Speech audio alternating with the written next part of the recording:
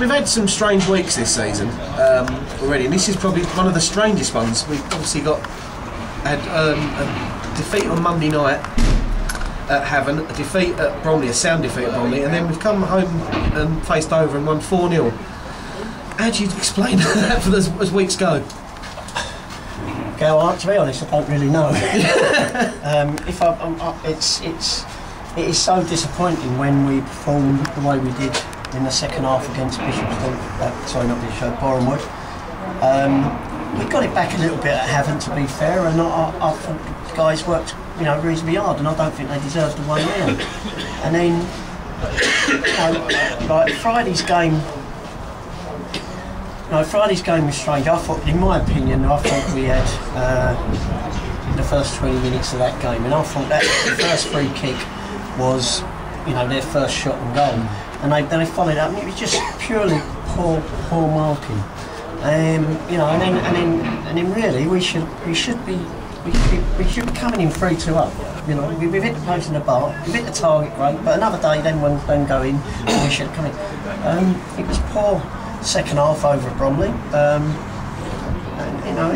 then we got punished. But I will say now though as well that my players do care. Yeah, my players care, and they might not play well. They might not play well and they might not defend well, but they care.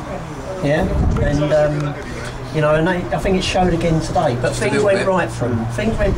It's not that they don't care. It didn't go right for them on Friday, and I'm real disappointed. And I will, we do appreciate the support. We do appreciate that it costs a lot of money to go to away games, and we do appreciate people coming and watch us. And I'm as disappointed as they are, and so are the players when we do lose. And when we've lost badly. But it isn't about not caring. Yeah. And then you look at today, and I think it was very patently obvious that the players do care because, just the reaction at the goals, the reaction with everyone. It was the place was rocking today. I said on Friday that they was running on empty. The reason being that we go 2-0 down. It's difficult for them to then get going again to get it back. That's why I was saying that we needed help today. And did we get some help? Yeah. We've got the help that we want. We wanted, the crowd's got behind them, and they needed that. They need that to give them some adrenaline. And that's why I was saying that they're running on empty. They've run on empty. It just got to them, and they've done a hell of a lot of work since January. And I think it just got to them. And we're just standing there, Brucey, champs, gooders. How good was they today? Well, we were discussing during the game who to pick for man of the match. Yeah. And we came up with about 8 names today that were genuine contenders for man of the match in any game, let alone this game. Yeah. And you look at it and you think, well, with Charlie Sheringham, but now 24 for the season as well, 18 since January. Yeah. That's a hell of an achievement to come back from. It's fun. Listen, them 3 guys I've just mentioned. We're just saying that they could have defended a lot better in the last 3 games.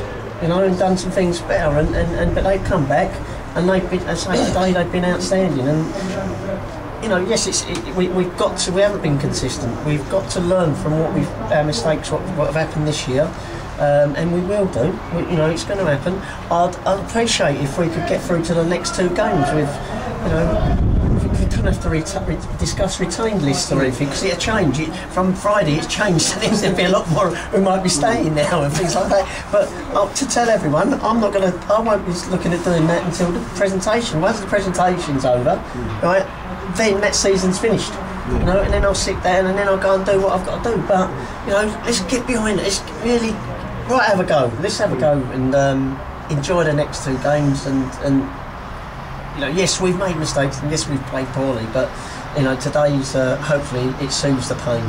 Just a little bit.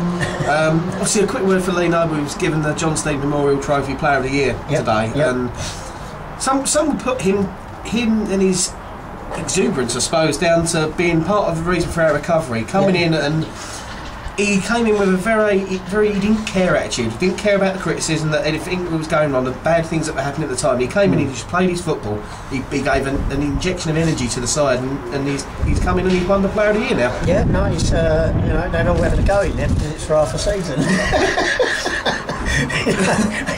But having said that, you're right. I think we mentioned before that he's, you know, if he was in a rugby match, you know, and with all these big guys and everything, you'll have Noble with you every single time, you know, and he's responded fantastically well to going out on loan.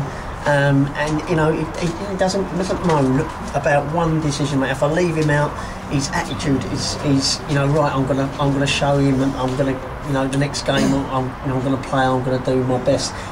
And he's in that way, he's just absolutely fantastic. And you know, I'm pleased for him because he's one of the reasons that we, you know, things turned around for us. That's for sure.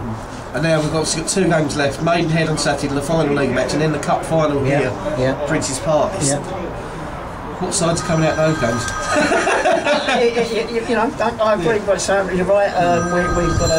We've got our both you know, the sides that come out today are in, and we finish on a high, and that's what we do. We've recovered, as I say, from it is a bad week. It was a bad week, and you wonder what you've done wrong sometimes.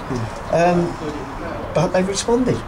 And we've got a really good result again today in front of a massive, you know, it's a big crowd, and the support the guys got today was fantastic. Tony, congratulations today. Thanks very much. Thank you.